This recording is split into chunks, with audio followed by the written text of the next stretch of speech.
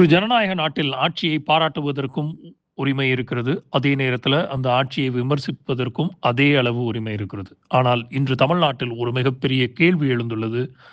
அரசை விமர்சிப்பவர்கள் மீது சட்ட நடவடிக்கை அதிகரிக்கிறதா? அல்லது சட்டத்தை மீறுபவர்கள் மீது மட்டும் தான் நடவடிக்கை எடுக்கப்படுகிறதா? இந்த விவாதத்தை உணர்ச்சியோடு அல்ல, உண்மைகளோடு ஜனநாயகத்தின் அடிப்படையில் பார்க்க வேண்டியது காலத்தினுடைய தேவை. கடந்த சில மாதங்களாக அரசை கடுமையாக விமர்சித்த சமூக ஊடக செயல்பாட்டாளர்கள், யூடியூபர்கள், அரசியல் விமர்சகர்கள், சில எதிர்க்கட்சி நிர்வாகிகள் மீது வழக்கு பதிவு செய்யப்பட்டதாக செய்திகள் தொடர்ச்சியாக வெளிவந்து கொண்டிருக்கின்றன.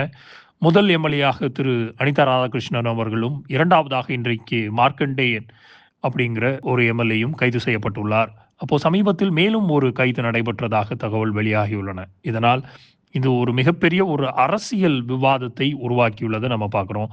இங்கு மிக முக்கியமான கேள்வி, ஒருவர் அரசை விமர்சிப்பது குற்றமா? அல்ல இந்திய அரசியலமைப்பின் ஆர்டிகிள் 19(1)(a) ஒவ்வொரு குடிமகனுக்கும் கருத்து சுதந்திரத்தை வழங்குகிறது. ஆனால் அதே அரசியலமைப்பில் அந்த உரிமைக்கு சில நியாயமான கட்டுப்பாடுகளும் உள்ளன. அதாவது அவதூறு, வன்முறையை தூண்டுதல், வெறுப்பு பேச்சு, சட்டம் ஒழுங்கை பாதிக்கக்கூடிய செயல்கள், இவற்றுக்கு எதிராக அரசு நடவடிக்கை எடுக்க முடியும். அப்படியானால் இந்த கைது நடவடிக்கைகள் கருத்து சுதந்திரத்தை ஒடுக்குவதற்காகவா அல்லது சட்ட மீறல்களுக்காகவா? இதுதான் மக்கள் கேட்கக்கூடிய மிகப்பெரிய ஒரு கேள்வியா இருக்குது.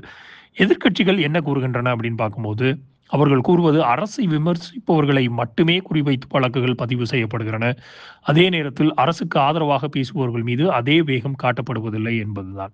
இதனால் சட்டம் அனைவருக்கும் சமமா? அப்படிங்கிற அந்த ஒரு மிகப்பெரிய ஒரு கேள்வி எழுந்திருக்கிறது. மறுபக்கம் அரசின் ஆதரவாளர்கள் என்ன கூறுகிறார்கள் அப்படின்னா, யாராக இருந்தாலும் சட்டத்தை மீறினால் நடவடிக்கை இருக்கும். அது அரசியல் காரணத்தால் அல்ல, சட்டப்படி மட்டுமே என்பதே அவர்களுடைய வாதமாக இருக்கிறது. இந்த ரீல்ஸினுடைய முழு வீடியோ த லீடர்ஸ் தமிழ் யூடியூப் சேனலில் கண்டுகளியுங்கள்.